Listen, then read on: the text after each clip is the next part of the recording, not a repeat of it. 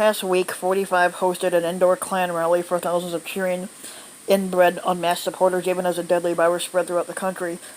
He began easing up on restrictions that had been in place at the White House since Washington instituted a stay-at-home order in response to the coronavirus in March, and he invited the squatter of Poland to a day of meetings. And on Thursday, he flew to Wisconsin to brag about an economic recovery that he said was just around the corner, which it isn't. But by Friday, it was impossible to fully ignore the fact that the pandemic that the White House has had for weeks insisted was winding down has done just the opposite. The rising numbers in Texas, Florida, and Arizona made it clear, as well as the reality that those are all states where the squatter and his Republican allies had urged people to return to normal. In a reflection of the growing sense of anxiety over the new numbers, the dumbass Pence and members of the coronavirus task force held a public briefing for the first time in 2 months, but ever loyal to 45's desire for good news.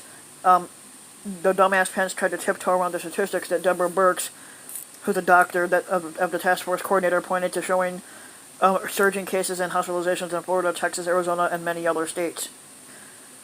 We've had basically the inbred vice squatter said that we've had made a truly remarkable progress in moving the nation forward. No, you guys haven't. We've seen all the encouraging news as we open up. There isn't any encouraging news. He added, dismissing any suggestion that the outbreak across the South should prompt a return to the shutdowns that 45 so badly wants to be over. The reality is we're in a much better place. No, we're not. Refusing to wear a mask even as the health officials next to him did, the dumbass Pence described the recent outbreaks across the country as little more than the product of increased testing among younger, more healthy Americans who should be less likely to get seriously ill from the coronavirus even as they spread it around to others. It's very encouraging. He claims it's very encouraging news. He said it's really not. But dumbass Pence's comments came against the backdrop of a very different message from Deborah Birx and Anthony S. Fauci, who are doctors, the nation's top infectious disease expert, who warned of a broken testing system and said that outbreaks could engulf the country. If we don't extinguish the outbreak sooner or later, even ones that are doing well are going to be vulnerable to the spread, Fauci warned. So we need to take that into account because we're in it together, and the only way we're going to end this is by ending it all together. The return of the televised task force news conference, at which reporters were limited to only a handful of questions, revived the deep disconnect between Washington and the states where local officials spent Friday surrounding the alarm and in some cases halting the reopening that 45 has often encouraged. In Florida, Governor dumbass Ron DeSantis, a Republican who has resisted rolling back the economic reopening, banned drinking in bars after saying that patrons were not abiding by the social distancing rules. In Texas, Governor Greg Abbott, also Republican, went further, ordering all bars closed in the state. And Judge Lena Hidalgo of Harris County, the largest county in Texas, reimposed stay-at-home orders on Friday, calling the rising cases there a catastrophic and unstandable situation. Taken into context altogether, it was grim news about a pandemic that is still a threat to the public's health and the nation's economy and the squatter's political future. At a time when his poll numbers now come into question whether he can win a second term in November, probably not, 45 faces the prospect that his efforts to boost the economy by shrugging up the virus has backfired. Rather than head into the summer with the country on the mend, the squatter will be forced to explain how his response to the coronavirus contributed to a resurgence of it that may force some Americans back into a painful shutdown. And yet, 45 made no appearance at the task force briefing to demonstrate any concern, because he doesn't give a shit, that's why. Instead, an hour after it was over, the squatter addressed a panel of industry officials, political allies, and White House economic advisors for a self-congratulatory session about how successful the economic recovery has been. It really hasn't. And taking his victory lap, 45 made no mention of the increase in cases around the country because, like I said, he doesn't give a shit, underscoring a message that he posted on Twitter late Thursday night. Our economy is roaring back. It would not be shut down. Embers or flares up will be put out as necessary, and the economy is not roaring back. There's still 40 million people fucking unemployed. So he's fucking delusional as he's always been. All spring, 45 expressed his impatience and annoyance with the social distancing measures that various states and his own aides were taking. He showed very little concern when his personal valet, who serves his food, was diagnosed with the coronavirus and dumbass Pence's press secretary tested positive.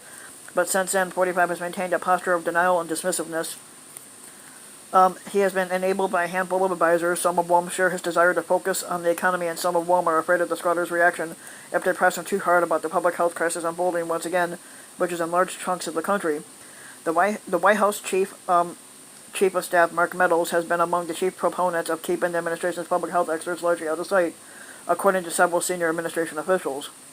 But he is not alone, even though Even though they are aware that 45's mishandling of the virus presents a threat to his re-election, his campaign advisors agreed to his demand for the Klan rally last Saturday at an arena in Tulsa, Oklahoma, hoping the adulation he would receive there would snap the squatter out of a funk he has been in for months. But at least 8 staff members, including 2 Secret Service agents, it tested positive for the virus before the Klan rally, which was lightly attended and attracted none of the overflow crowd that 45 advisors had promised. Since then, dozens of campaign aides who were in Oklahoma for the event have been told to go into quarantine. His advisors are now trying to figure out how to give 45 the traveling road show he wants while acknowledging the widespread fears about the coronavirus and allowing for proper health measures. At the same time, the White House has stopped employing the health checks it had been using for several weeks, like temperature checks for people entering the complex. One of the states where the cases are rising and is Florida, where 45 insisted the Republican National Convention at the end of August will be relocated to meet his desire for a large-scale event free of social distancing measures. As of now, Republicans hope to put on a show celebrating 45, the first skank, and inbred pence with 3 nights of crowds as large as 12,000 people in Jacksonville. Some of the squatters' political allies have signaled in recent days that they intend to take the threat of the virus more seriously. Speaking to a group of healthcare workers in Moorhead, Kentucky, Senator Moscow Mitch, who is a Republican of Kentucky and the majority leader, held up a simple face mask. Until we find a vaccine, these are very important, he said. This is not as complicated as a ventilator. This is a way to indicate that you want to protect others. We all need this during the period until we find a vaccine. To find a vaccine, to think of us as protecting not only ourselves but others.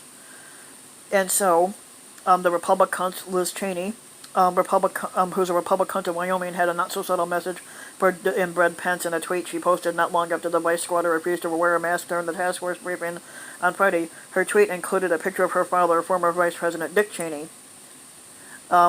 Dick Cheney says wear a mask, she wrote, adding the hashtag real men wears masks. But if anything, 45 dumbass Pence and the rest of the senior members of the administration have seemed determined in the past 24 hours to embrace a pre-virus political reality, even if the medical facts contradict it.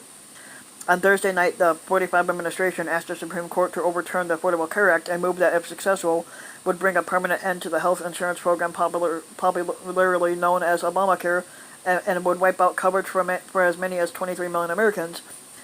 In an 82-page brief, the administration joined Republican officials in Texas and 17 other states in arguing that in 2017, Congress, then controlled by Republicans, had rendered the law unconstitutional when it zeroed out the tax penalty for not buying insurance, the so-called individual mandate. The squatters' argument is sure to reignite Washington's bitter political debate over access to affordable health care, even as the accelerating pandemic has left millions of unemployed Americans without employer-provided health coverage. Okay. Now, if you like what you heard, make sure to hit a like. Make sure to subscribe and hit a like, and leave a comment, basically.